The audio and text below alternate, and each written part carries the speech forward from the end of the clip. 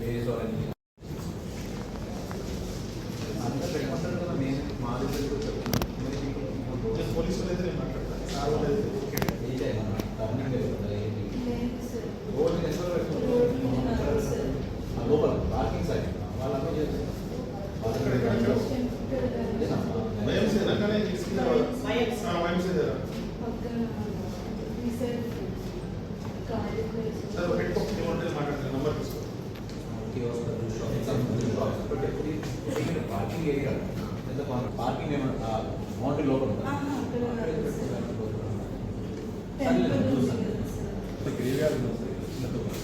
ఐదు వార్డు వస్తుంది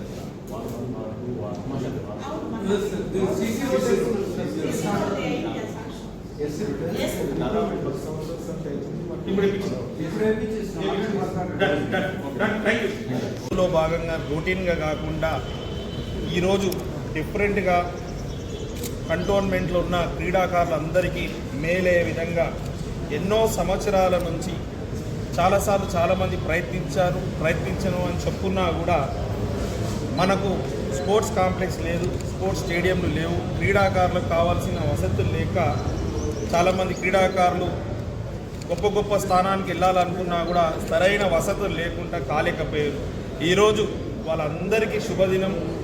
ఎవరెవరైతే క్రీడాకారులు ఉన్నత స్థాయికి రాణించాలనుకుంటున్నారు స్టేట్ గవర్నమెంట్ నుంచి 23.5 కోట్ల రూపాయలు కంటోన్మెంట్లో ఉన్న ధోబీఘాట్ గ్రౌండ్కి కేటాయించడం జరిగింది.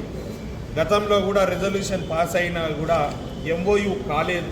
అనేక సార్లు వీళ్ళది కండిషన్, స్టేట్ గవర్నమెంట్ కండిషన్ తోటి అదంతా పెండింగ్ ఉండే. ఈరోజు చాలా శుభదినం. ఆ పెండింగ్స్ అంతా దూరమై ఈరోజు ఎంఓయూ మన బోర్డు మీటింగ్లో రిజల్యూషన్ పాస్ అయ్యి 8 సింథటిక్ లైన్లు ట్రాక్ చేసిరు. అది కాకుండా స్పోర్ట్స్ కాంప్లెక్స్ కూడా నిర్మాణం చేస్తున్నందుకు శాంక్షన్ ఇవ్వడం జరిగింది. ఇప్పుడు దీని తర్వాత భూమి పూజ అవుతుంది. దీని ద్వారా ఎప్పుడు లేని విధంగా చరిత్రలో స్టేట్ గవర్నమెంట్ ఫండ్స్ 23.5 కోట్లు స్పోర్ట్స్ యాక్టివిటీకి శాంక్షన్ చేసిన ఘనత కంటోన్మెంట్ బోర్డు ఉన్నన్ని రోజుల్లో ఇప్పటిదాకా కూడా రాలేదు. ఇది మొదటిసారి కావడం, అది కంటోన్మెంట్ క్రీడాకారులది, ప్రజల ఒక విజయం అని కూడా ఈ సందర్భంగా తెలిపిస్తున్నారు.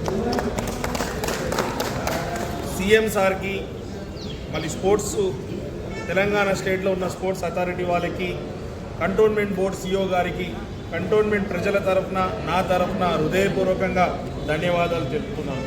ఎందుకంటే వారందరి కోఆర్డినేషన్ లేకుంటే సాధ్యం కాదు. ఇది సాధ్యమైనందుకు వారికి ధన్యవాదాలు తెలుపుతూ, రెండవ విషయానికి వస్తే, గతంలో మనకు వాటర్ సప్లై 5.9 MGD ఉండేది. నేను ఎమ్మెల్యే అయిన తర్వాత స్టేట్ గవర్నమెంట్ తోటి మాట్లాడి బోర్డు వాళ్ళతో కోఆర్డినేషన్ చేయించి 6.9 MGD నీళ్ళు ఇచ్చినా కూడా కంటోన్మెంట్ బోర్డు వాటర్ వర్క్స్ ఆ 6.9 MGD తీసుకోలేని పరిస్థితి ఉండే.